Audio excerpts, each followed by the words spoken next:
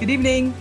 I'm Lonnie Stonich, the Executive Director of FAN, and I am so excited to welcome you to tonight's presentation between Angie Thomas, Dr. Marcus Campbell, and Dion Graham. Thanks so much for taking the time to attend.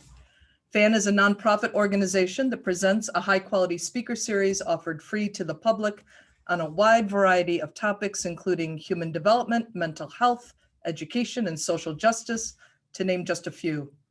We have over 100 videos of past events archived on our website and YouTube channel, so please be sure to explore. We'll begin tonight's event with a conversation between Angie Thomas and Marcus Campbell, and then Dion Graham will be joining the Zoom approximately halfway through. I'll introduce all three now, though.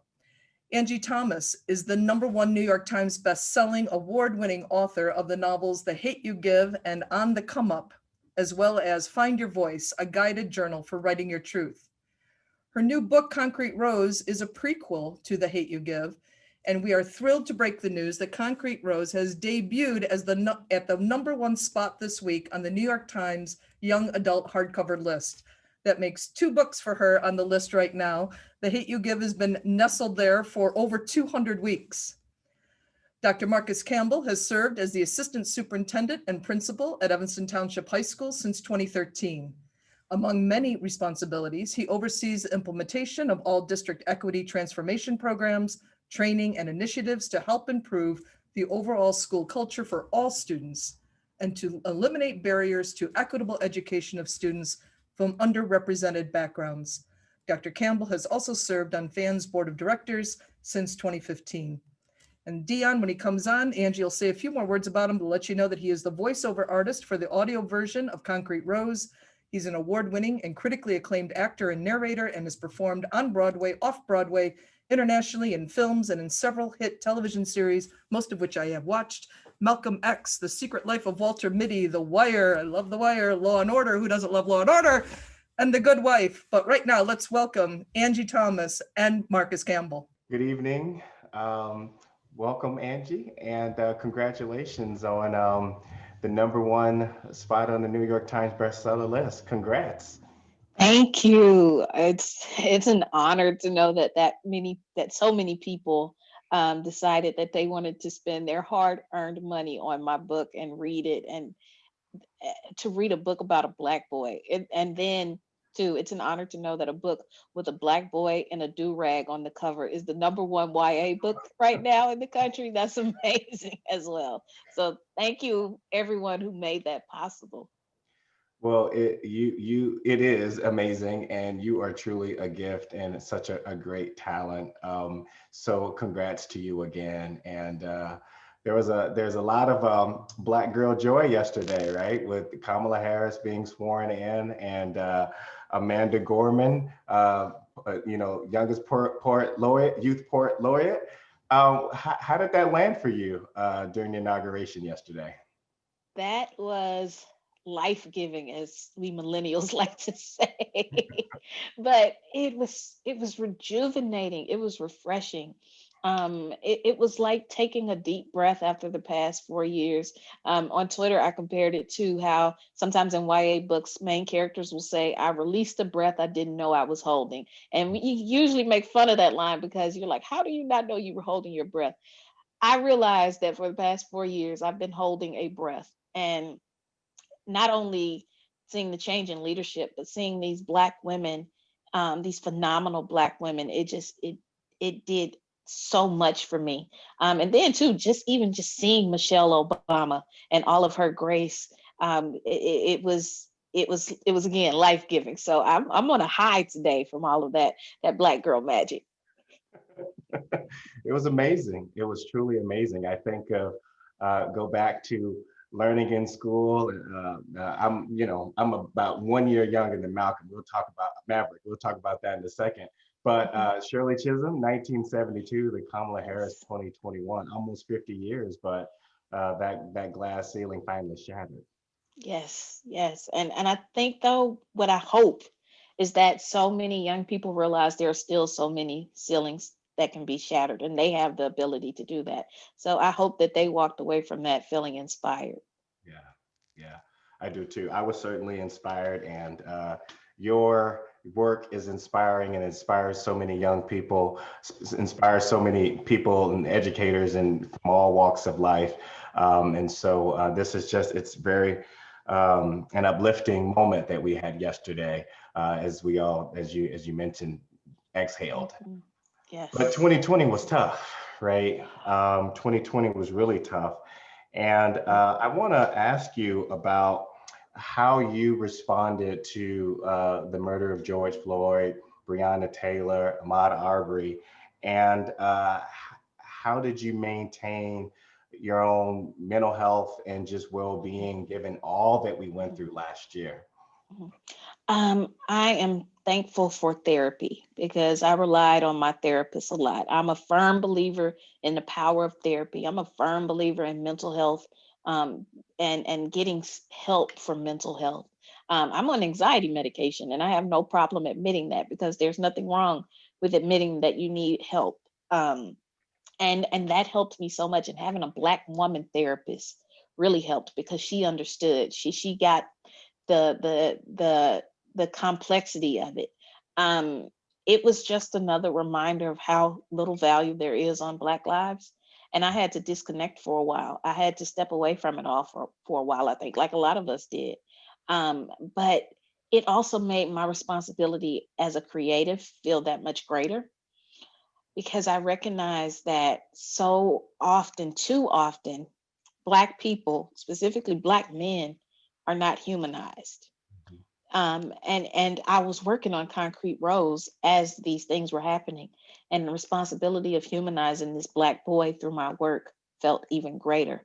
And it honestly, it pushed me even more with telling his story and showing the layers of him, of Maverick, as a person, as a human being, even more. Yeah, I was going to talk about that, like how you humanize Maverick, and you also humanize other Black men. Even King in the story is Mhm. humanized to some extent. Like there's some empathy that I, as a reader, had for King, because you're right, Black men, we are, objectified in so many ways in Yes. society, and to know that we have emotions and we have feelings and we have uh, fears was very powerful. And seeing Maverick and the other men in the story really, um, um, in some ways, support Malcolm, Mr. Wyatt, support Mhm. Maverick in that. It was just a very, very powerful portrayal in the humanization of Black men and Black men in settings with multiple, what society would say, strikes against them. That was so important for me. It was so important. And when I started writing the book, I was intimidated about writing it because I've never written a boy book. I've never written, well, let me not say a boy book. I've never written a book about a boy. I've never written a book with a boy as the main character, and I've never been a 17-year-old Black boy. So I'm about to do something different, you know. And I had to have a conversation with Black men that I know. And one of the things that they encouraged me to do was to show him having these various emotions, and to show him getting that support from other men, even when he has those emotions, because this is not normalized enough. There's a scene in Concrete Rose where Mr. Wyatt comforts him. And you would think that should be normal, but it's not normalized like it should in art enough, in media enough. It's normal, and it happens, absolutely. But then too, there are so many Black boys who are made to feel as if that's not even normal for them. Society has made them feel like it's not something they're worthy of. And I want to push back against that. I wanted this book to be a love letter to Black men, Black boys, to say, I see you, I understand you, I love you, I care about you. And I want society to humanize you. You deserve the dignity and respect as anybody else. So, in something as simple as showing Maverick having those emotional moments, that's what I hoped to do. Yeah, it was very powerful. There's also another part where Mr. Wyatt asks Maverick, he says, you want to talk about it? Mhm. And Maverick says, no one's ever asked me that before. And that just is sick because that humanity, right? Mr. Wyatt acknowledging Maverick's humanity and saying, son, you can talk about this. And I teared up because there's a lot of love in the book too, with Maverick's love for his mom, his mom's love for him. And I'm going to talk about that in a little bit, but that moment really spoke to me because, Mr. Wyatt was giving Maverick an opportunity just to talk, right? Mhm. And just to be in the moment and process, which I think was very, very powerful. Thank you. Thank you. And we kind of see that later reflected in adult Maverick. There's a scene in The Hate You Give where he's in the car with Starr after Khalil's death, and he asks her, "Do you want to talk about it?" And I thought of that scene when I was writing the scene with Mr. Wyatt in the prequel, because I realized for a young man like Maverick, maybe just maybe people haven't normalized in his life asking him, "Do you want to talk about it?" You see through his interactions and his reactions that at times he's been made to feel like, okay, I got to bottle this up and just keep it moving, keep it going, be strong. And at some point, somebody had to make way and say to him, "Hey, do you want to talk?" For him to be that man that later says that. Yeah. So in a lot of ways, Mr. Wyatt is the foundation. He's the mirror. He's the reflection of what we later see in Maverick the man. Yeah, that's very powerful. So you took me back to the 90s with a lot of the references with the Nokia phones and the pagers and the codes for the pagers and the references to Bone Thugs and Harmony, Tupac, the conversation of Tupac's dad. I was like, this was definitely me in the 90s. Believe it. Actually, I was more like Mr. Wyatt's nephew. I suppose. You were more Jamal. I was Okay. more Jamal, That's all good. but but it was so powerful, and it just kind of took me back. But I would say that the most important reference is the title itself, Concrete Rose. Can you talk a little bit about that? Yeah, that came from Tupac. I mean, if you read my books or you've heard my interviews, you know I'm a huge Tupac fan. The title of The Hate You Give came from his Thug Life tattoo and the acronym behind it. Um, but my favorite piece of Tupac's art isn't his song. One of his songs is actually the poem he wrote when he was a teenager, and it's called "The Rose That Grew from Concrete." And it's definitely considered an autobiographical poem by him. And it's essentially about seeing a rose in the crack in the concrete and the way that it's proving nature's laws wrong. And the fact that something that beautiful could be could grow in such difficult circumstances. And Pac saw that definitely as a metaphor for himself. And now for me as a creative, I see that for as a metaphor for the young people I write about. I named Garden Heights because it felt like I was writing about a concrete garden, and I wanted to reveal the roses. And so when I decided I was going to do this book, it felt appropriate to really bring that poem to the forefront and that idea, because Maverick is definitely a rose growing in concrete. Yeah. And he's the kind of rose growing in concrete where people would pay more attention to his damaged petals as opposed to the fact there's a rose growing in the concrete. So that poem just, it felt right, and that title felt right to describe him, but also to describe so many of the other characters in the book. Yeah, I have Tupac's poem here. It's short. It says, "Did you hear about the rose that grew from a crack in the concrete, proving nature's law wrong? It learned to walk without having feet. Funny it seems, by keeping its dreams, it learned to breathe fresh air. Long live the rose that grew from concrete when no one else ever cared." Mhm. And there are a lot of roses, I would say too. I mean, in the text, I mean, Lisa's a rose, right? Mhm. Given her situation, Aisha too is a Yeah, rose. she's a thorny rose, but she's a rose. I can see that. It was just there's so much you can see. Faye is a rose. Maverick's mother is a rose, and I was as I'm reading, I'm thinking how much more can she give, can she take. I know she loves her son. She's and the scene with her over the crib was just, it was, you could feel that. And so there's such, the hood gets so, portrayed as so much negative, right? And such a deficit frame, but, there's a lot of resilience, there's a lot of strength, there's a lot of love, there's a lot of Yes. perseverance, there's a lot that comes out. And these characters, flawed as they may be, because we're all, flawed in those ways, are very strong and very beautiful people. Absolutely. And that gets so overlooked. People pay more attention to statistics and stereotypes and headlines on the news, and they never think about the people in a community like that. And as somebody who is a product of a community like that, I wouldn't be the writer I am now if it was not for Georgetown and Jackson, Mississippi. I wouldn't be the person that I am now without that. And I'm thankful that I grew up where I did.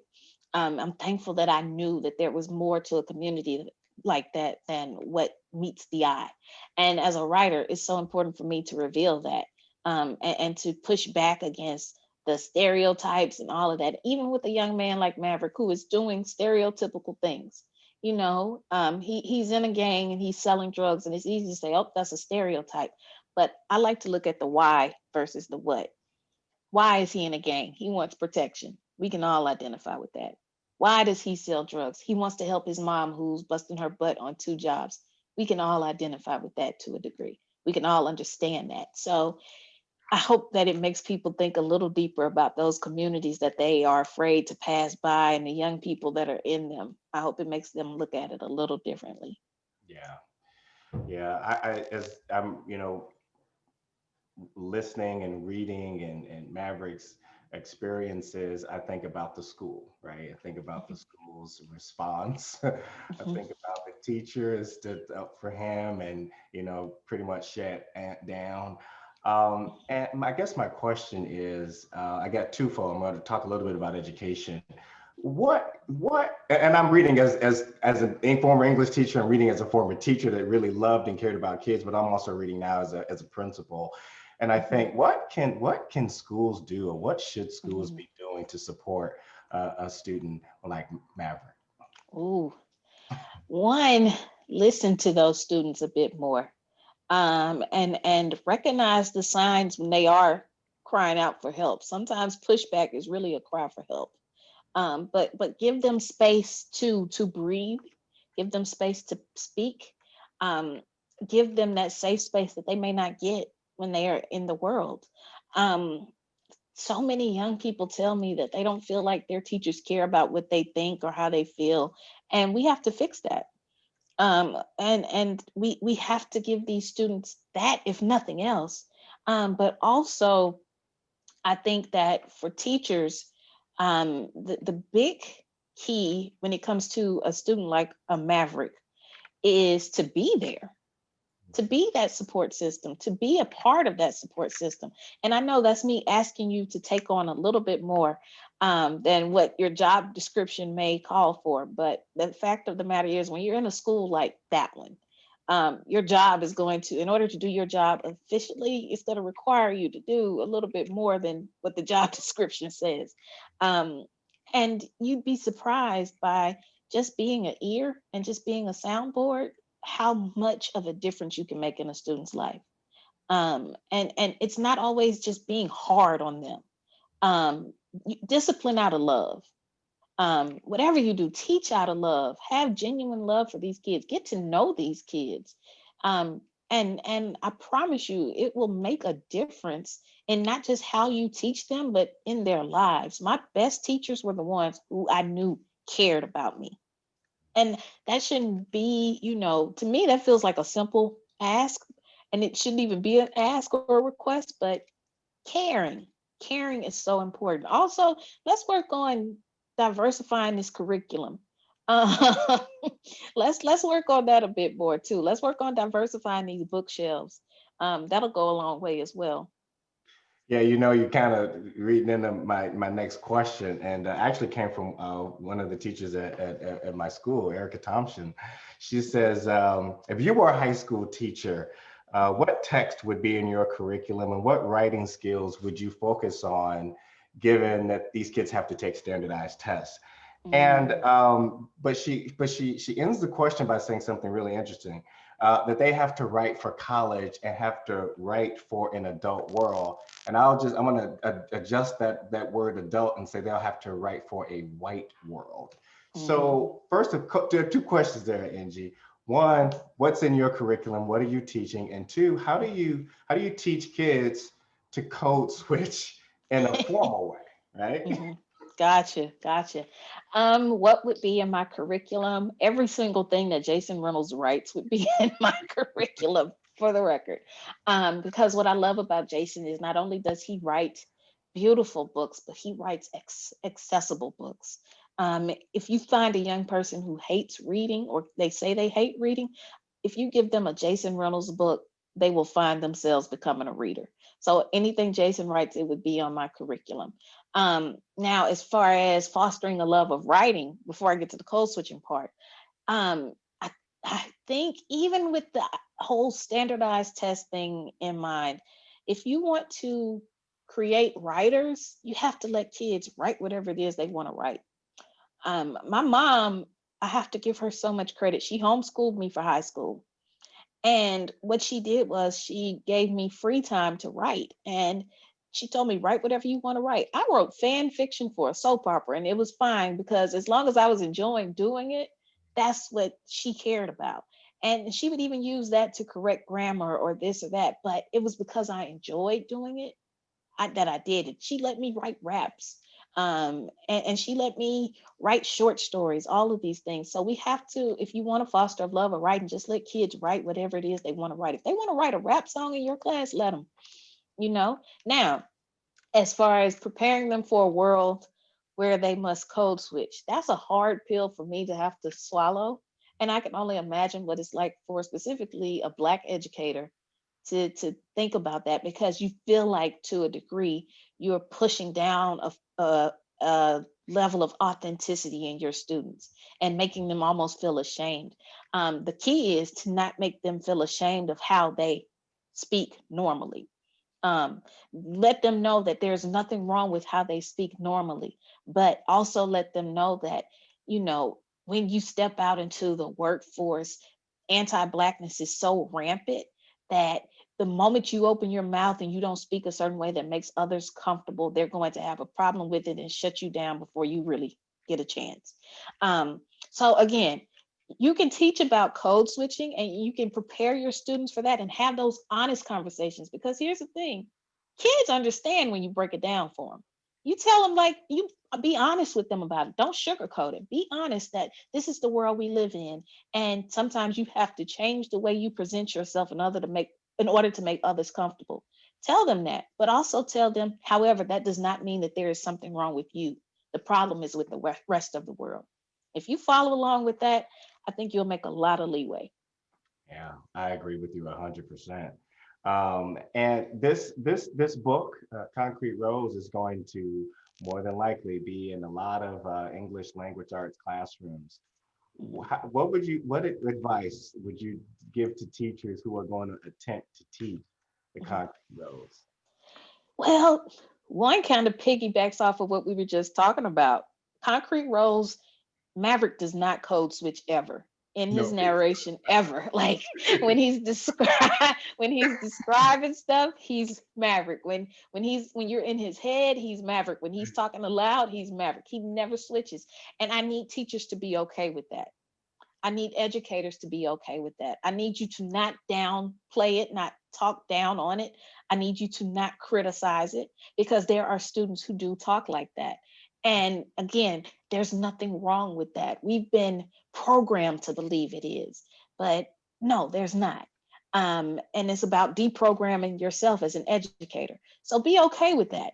Be okay with how Maverick speaks in the novel. Be prepared to have some uncomfortable conversations, possibly, and Yeah. be prepared to talk about some complex issues at times. Um, but again, listen to your students and let them, in some ways, lead the conversations and the discussions. Let them take the lead on that, and you'll find that you'll be learning right alongside them.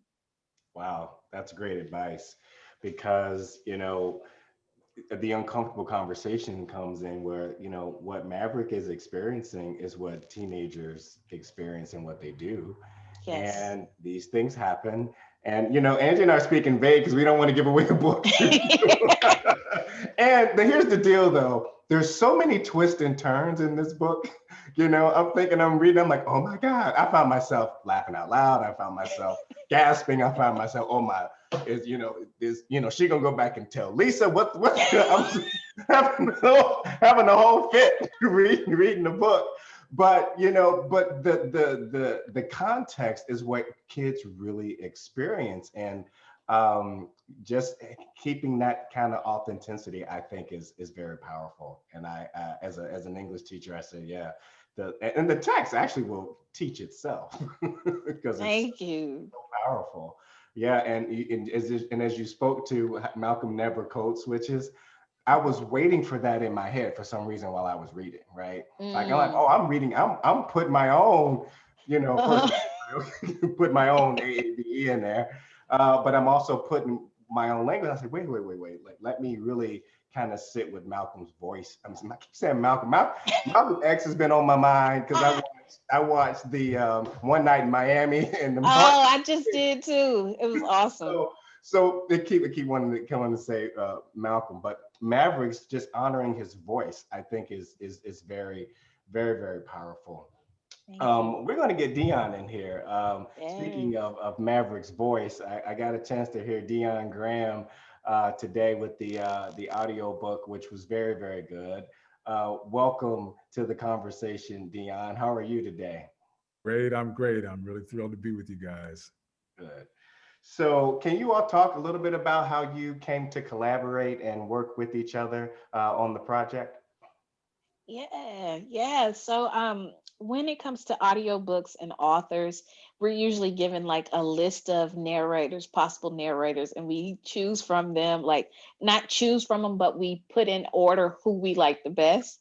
And I already love Dion's work. He's done some incredible audiobooks, including my good friend Nick Stone's audiobooks. In fact, Nick told me once, she was like, I'll only try to write about boys because I want Dion to narrate all of my books. So like that's a huge compliment. So when he was given to me as a potential narrator, I was like, absolutely, that's who I want. So we were blessed that he was available. And once we got the confirmation that he would do it, I reached out to Nick and was like, can you put me in touch with him? I just want to fangirl and at least thank him for doing it. Yeah. That's so kind, man. I'm glad that you did. And all I can say is like, I mean, the incredible force that is Angie Thomas was already in motion. So to be asked to do Concrete Rose and to have your trust, Angie, to bring Maverick to life was a real honor and a big thing. By the way, So, I've been enjoying and learning and listening from the two of you, Dr. Campbell. well, It was we're very about to learn from you too, brother. Yes.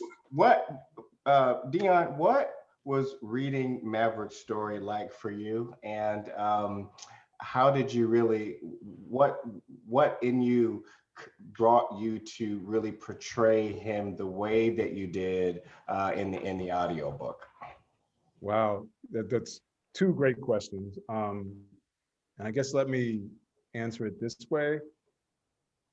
Um, Maverick made himself known to me right away, like right away. And what I think I said that somebody asked me in an interview about this recently, and I have the same answer, which is, what could I do but invite him in? Mhm. So that brother was right there, and it was really something else. The writing is so strong and supple, and um, if I say, well, a friend of mine likes to say when he's talking about something that is strong, he likes to say soft. I don't know why, Mm. but I relate to that in terms of just so vulnerable, and not only in the way that we often think of vulnerable as either wounded or well, some people think of it as weak. It's simply vulnerable, which means that Mhm. like a person, like all persons, like all of us, has feelings. And so that was right there. So also for me, in terms of taking the ride with Maverick,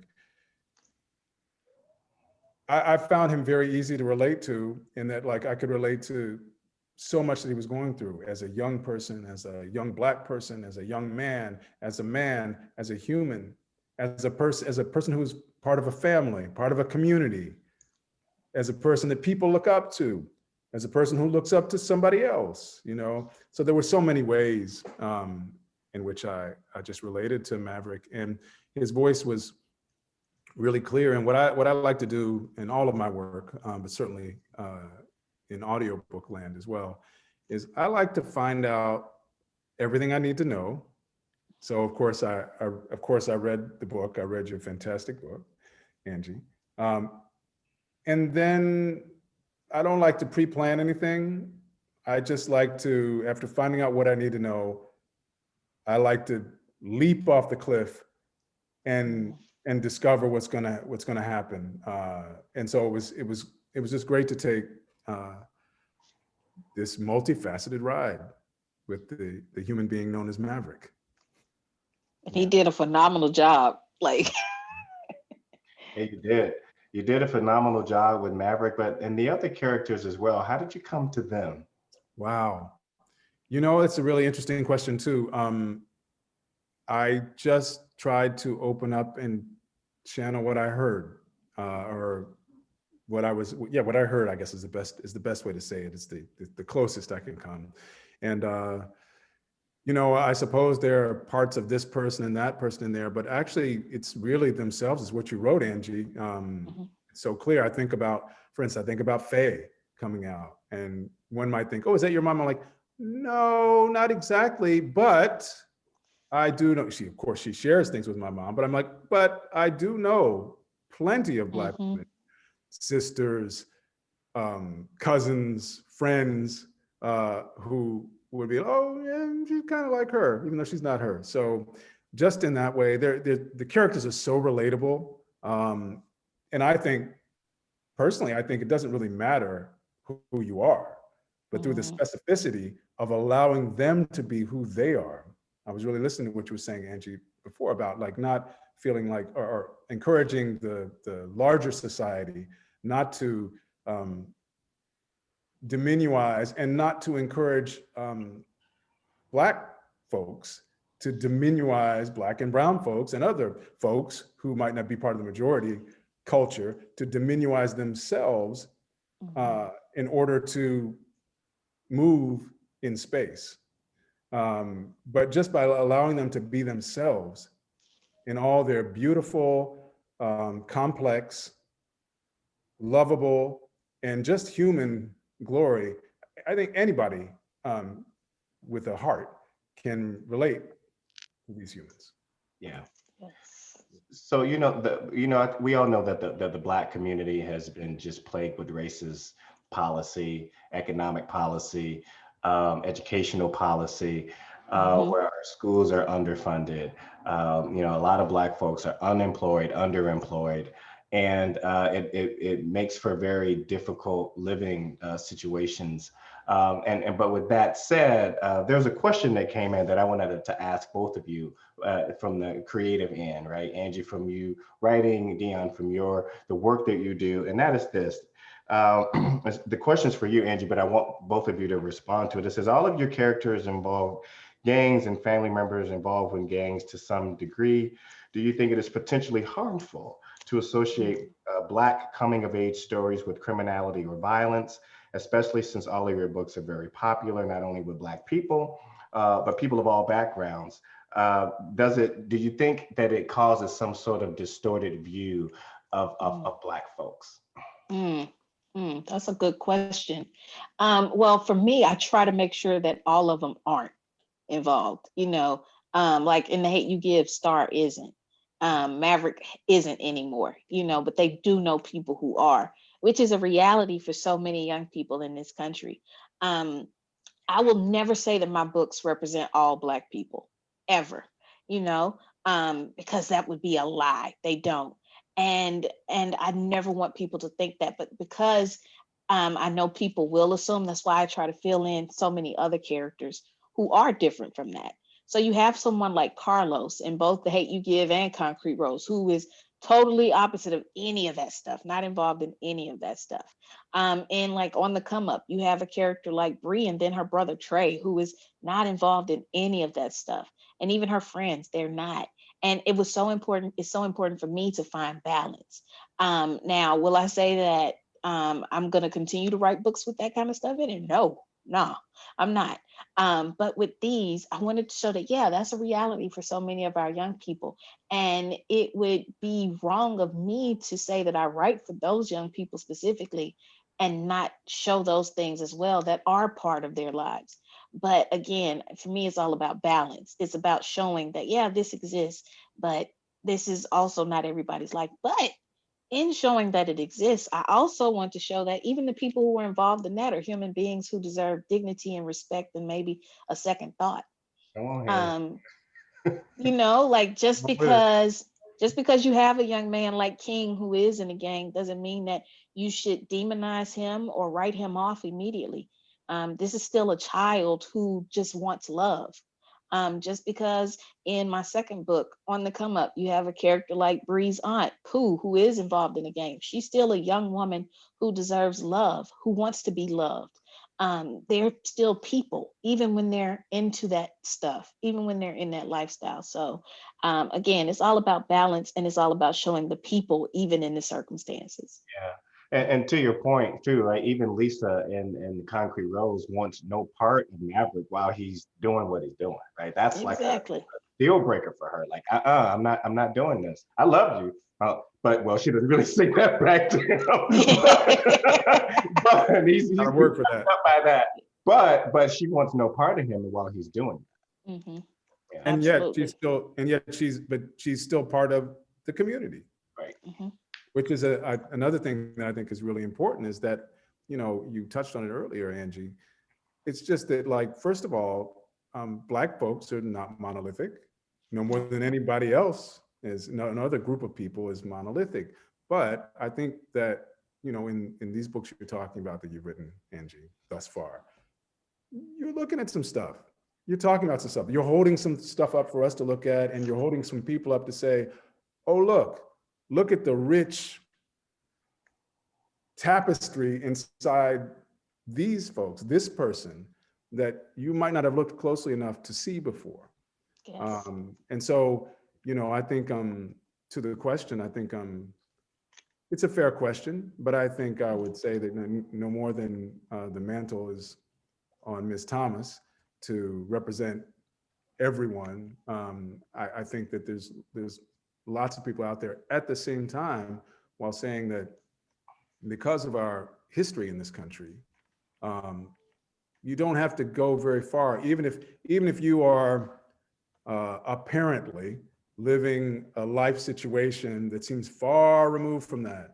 I would bet for most folks that you don't have to go very far to know someone, who might live in Garden Heights, or know someone, or have family in Garden Heights. So I think I'm not so concerned about people assuming or bolstering any stereotype that they might hold about this community. And all I would say is, if one might hold that stereotype, is that this actually would help to challenge that. Yeah. Yes. And I think we're speaking to this next question, just an observation that I had, and I referenced it earlier, that there's so much love in this text, right? I keep saying Malcolm, I'm sorry, man. Look, Maverick is appreciate such a the reference. Malcolm X fan. He would love that. So you're good.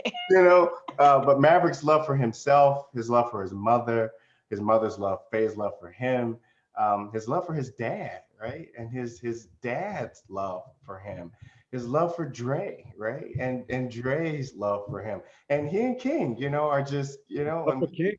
yeah, and Carlos's love for Lisa. I just think that there's a lot of love that goes around. There's a lot of shade too, right? But can you talk a little bit about the love between these characters, Angie, and like because that just came up a lot for me while reading this. All of the support, the Wyatts love Seven. You know, it's just Yes. there's just a lot of love and a lot of support, And they love, like I say, they love Maverick. and they love Maverick. Oh, absolutely, Mhm. absolutely, they love Maverick. Yes. Yes. Yeah, it was important for me to surround him with that, especially in the circumstances that he's going through and dealing with throughout the book, the twists and turns, as you called them.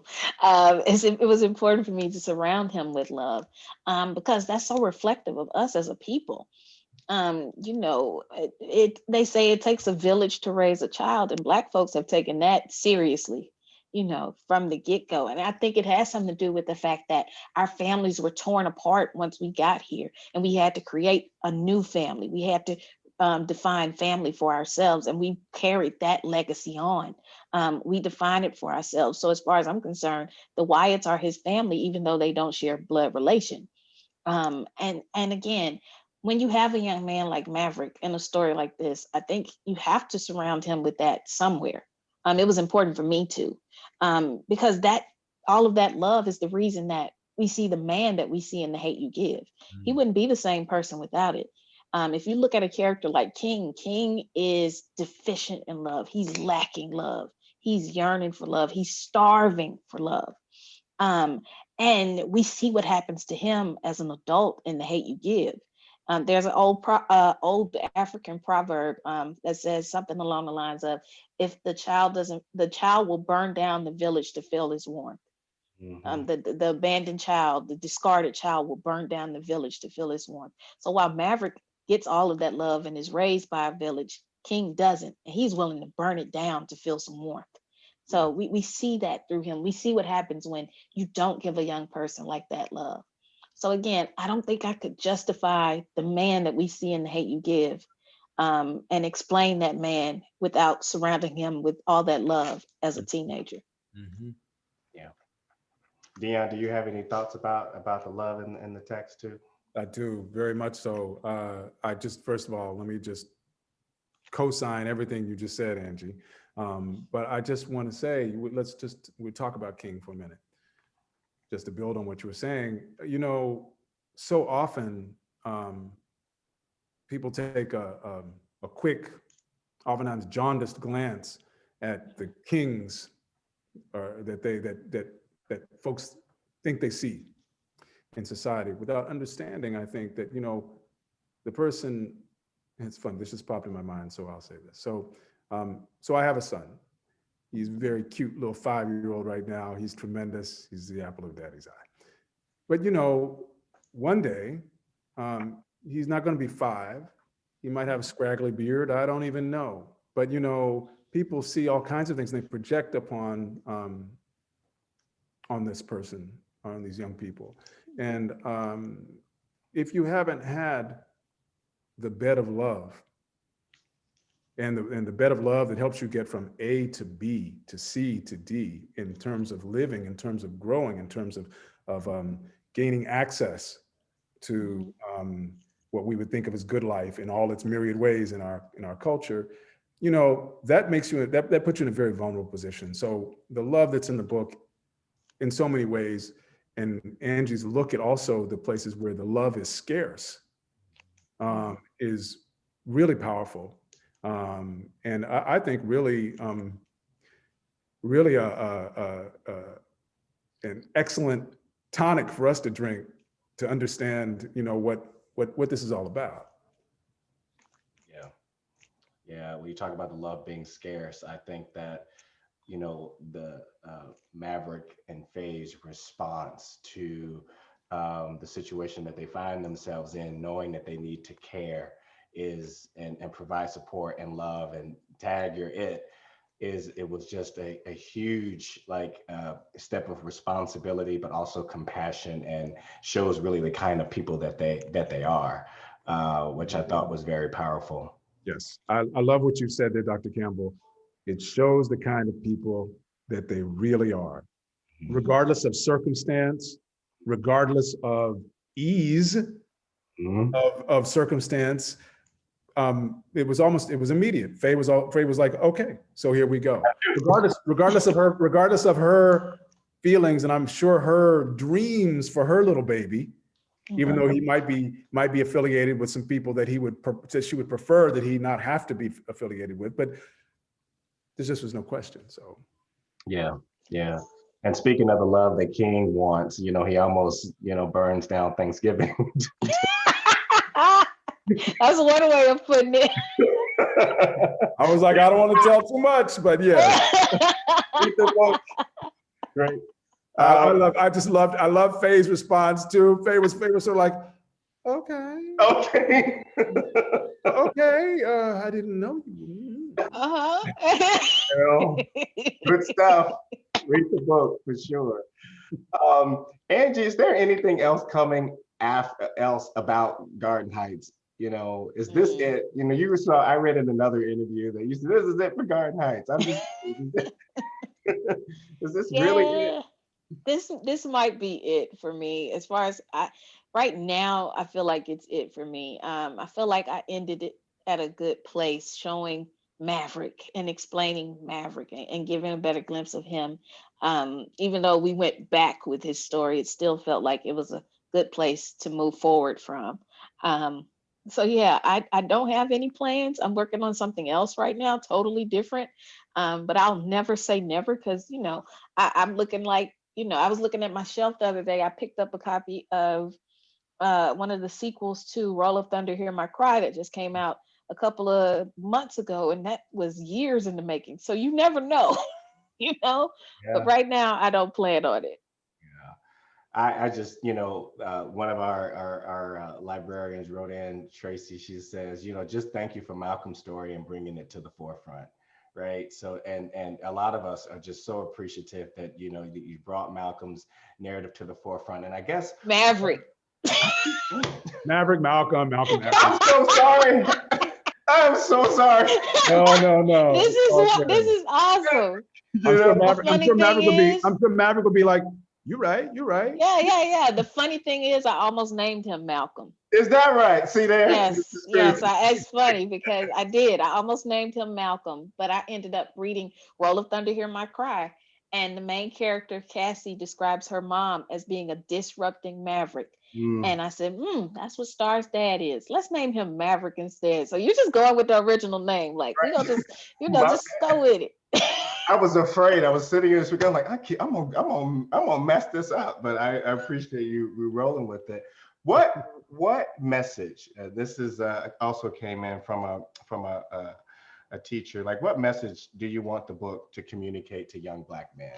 I think it's reflected in the title, but just just make it really clear for us. What are you trying to tell young Black men? I kind of got to quote Tupac on this. He once talked about that poem, The Rose That Grew from Concrete. And he said that if you were walking down the street and saw a rose growing from the concrete, would you be like, dang, it's a rose growing from the concrete? Or would you be focused on the damaged petals? Right. Society may try to focus on your damaged petals, but know that you have so much beauty. You deserve dignity. You deserve respect. You deserve love. And you are beauty personified. Walking knowing that. Walking knowing that there are so many people who look just like you, who love you and support you and want the best for you, and know that your ancestors came a long way for you to even exist. So walk in that, know that, and also always remind yourself that, yeah, you are your ancestors' wildest dream, to quote Michelle Obama, but don't forget to dream for your descendants. Wow, that's very powerful. Amen. Well, Angie, Dion, thank you for spending some time with us tonight. We appreciate you both. Both of you are an inspiration. It's a pleasure to be able to talk with you and to listen to your perspectives and view on the world. I'm just really grateful for the time that we were able to spend tonight. So thank you so much for joining us, and thank you for attending the fan event. I mean, we are always happy to host such great talented minds like yourself. So thank you so much. Thank you. Thank you so much, Dr. Campbell. What a fabulous conversation between the three of you. It's been such a treat, I know, for everyone watching, just to see such great chemistry. I've been getting people have been texting me like, oh my gosh, such great chemistry. So thank you so much for such an engaging conversation. So I'm going to jump right in with a couple questions. We had probably 25 that came in during the event, and we had a bunch beforehand. So I'm going to hop in with just a couple themes. You have a bunch of, let's start, actually, there's one person identified themselves as 11 years old. So let's go with that. So it's from Olivia. She's 11. She says, my question is, did you already know Maverick's background while writing The Hate You Give, or did you come up with it while writing Concrete Rose? That is a great question, Olivia. Thank you for asking that. I knew some bits and pieces while writing The Hate You Give, and I tried to lay somewhat of a foundation when I was writing The Hate You Give, but the rest of the stuff I really had to flesh it out. I feel like in The Hate You Give, we got a skeleton, and in Concrete Rose, I got a chance to add all the muscle and skin and all of that stuff, you know. So the bare bones were there, but it didn't start coming to me until I went back and read the book and really dug a little deeper in some of the threads that were already there. So talking about his mom, and then seeing discussions where he talked about his dad, and then looking at the relationship between him and King and wondering at what point did that sour. So I was very thankful for past Angie, because she helped 2020 Angie out a whole lot when starting to write that book. You have a couple questions from teachers that kind of are hitting on the same theme. So I'll maybe go with a shorter one, which says, are there special considerations you suggest a white teacher makes when teaching The Hate You Give or Concrete Rose to a classroom of predominantly white students? Ooh, that's a good one. I say one, balance it out. And that, what I mean by that is, make sure you have other books in your classroom besides just mine, by Black authors, about Black people. Make sure that you want to make some recommendations. Oh yeah. Again, I have to recommend every single thing that Jason Reynolds writes. And if you see me looking in the distance, I'm looking at my shelves. Yeah, I don't mean to put you on the spot there. No. Oh no, I love it. Jason Reynolds books, Elizabeth Acevedo's books, Nick Stone's books, Tiffany Jackson's books, Danielle Clayton's books, Ashley Woodfolk's books, Justin Reynolds' books. Justin and Jason are two different people. But even just from those I just listed, I'm looking to see if I missed anybody. But from those I just listed, you will get a wide assortment of stories. So that's the key. I think it's important, to teach The Hate You Give. It's important to have those discussions with your white students. But again, make sure that that's not the only story they're getting about Black people. Understood. We have a quick question for Dion. Could I just say one thing quickly? Of course. Add to that and say, I always find, because I'm often having a conversation with young people as well, I just always find that questions are good. Questions about their experience, about how they're receiving it, what moves them, what they think about this. I think questions are always a great way to start the conversation, and a great way actually to draw out the conversation into a rich, meaningful conversation. Yes. You know, I'm also going to defer to Dr. Campbell here, who is a former English teacher and a high school principal, who I bet has a thought about how to teach these books to white kids. Yeah, I used to do it, but Right. I think Angie was right. I think having multiple perspectives about Black culture is good. It's just, this is one representation. Here's another representation. And I used to teach Huck Finn and the narrative of Frederick Douglass back to back, right? Just to provide white kids with the perspective on, have you ever seen the slave talk like this, right? You're used to this kind of a representation, but what about this? So I just think it's important to have multiple perspectives on any particular group. Thanks for that. Dion, a question for you. When doing an audiobook, how long does it take to complete the task? Kind of a technical question for you. Usually, depending on how dense the material is, I would say, let's say a 350-page book would usually take me some part of 4 days. If it's really, Wow. If it's That's really fast. That seems fast. I never would have said 4 days. I'd be like 4 weeks. no, 4 weeks would be a long time. I don't know. As long if the material is very, very dense, and sometimes it is. I don't know if people out there in the audience might know that I narrated the National Book Award winner, The Dead Are Rising, about the great Malcolm X. And that was denser than Concrete Rose, but also was written in a particular way. So, you know, you just have to move your way through that. But usually I would say 350, 380 page book will take me some part of 4 days to do. Wow. Wow. How many hours per day? Usually I'm in the studio, and I like it like this, from 10 to 5-ish, 5:30, maybe 6 if we're really on a roll. I take a little lunch break in the middle. I have a lot of stamina, so I'm oftentimes telling my engineer, listen, when you need to take a break, just let me know. That's Also, cool. I get into the story too, you know. Maverick starts talking, and I'm like, well, we need to keep going. Actually, I don't know. Before we came on screen, I was wondering if you had a little section that you could give us of a reading, but I don't know if you prepared anything while you were off camera. And if you didn't, that's fine. I have stuff I could read for you. Okay, so we have technically we have 3 minutes.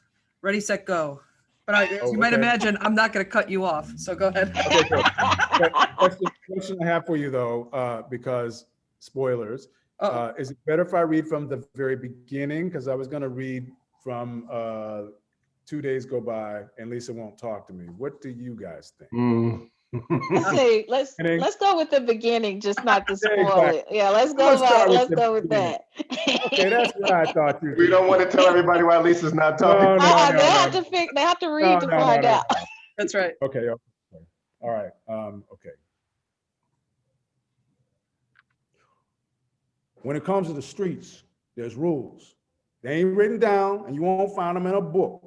It's natural stuff you know the moment your mama let you out of the house. Kind of like how you know how to breathe without somebody telling you. If there was a book, though, there'd be a whole section on street ball. And the most important rule would be at the top in big, bold letters. Don't let your ass get beat in front of a fine girl, especially if she your girl. But that's exactly what I'm doing. Getting my ass beat in front of Lisa. It's okay, Maverick, she calls out from a picnic table. You've got this. Straight up, I ain't got nothing. Me and King got 0 points to Dre and Sean's 11. One more point and they win. Big as King is, you think he blocked Sean's lanky ass or something. Sean getting by him like he don't exist. Posting him up, shooting jumpers in his face, all that. Got the homies going wild on the sidelines. Got King looking like a fool. I can't be mad at King. What's going down today? My head not in the game much either. Is that enough? Good. They can multiply that by like a couple hundred. And that's No, everybody I involved. know. Amazing. I would That was say so good. Listen to the whole book and you'll hear some things. Yes. It was so good, Dion. I'm so glad you're on the Zoom. What a Angie, that was brilliant of you to have Dion come. I love this combo. I'm just like so jazzed about it. Really, really, Angie, really all I- super fine. Thank you, Lonnie. All I want to say, Angie, you already know. You know, you do your little thing and you decide what you're going to decide, but you already know I'm here for you if you ever need me. Thank you. Thank you.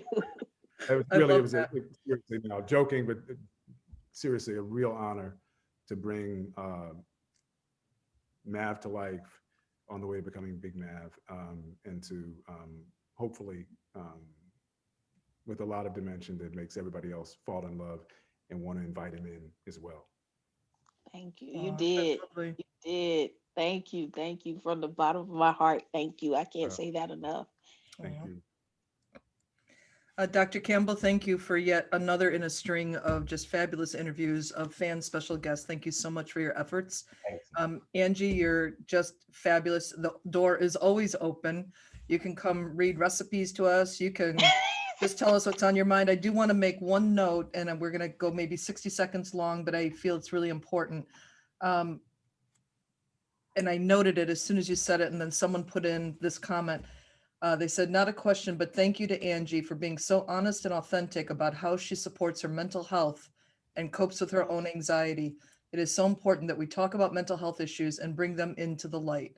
I want to underscore that 16 times, that is just so important, and not just during a pandemic, I might add, or crazy world, but just Yes. I really appreciate that vulnerability and putting that out there. It's so important. You did a huge service to so many people with saying that.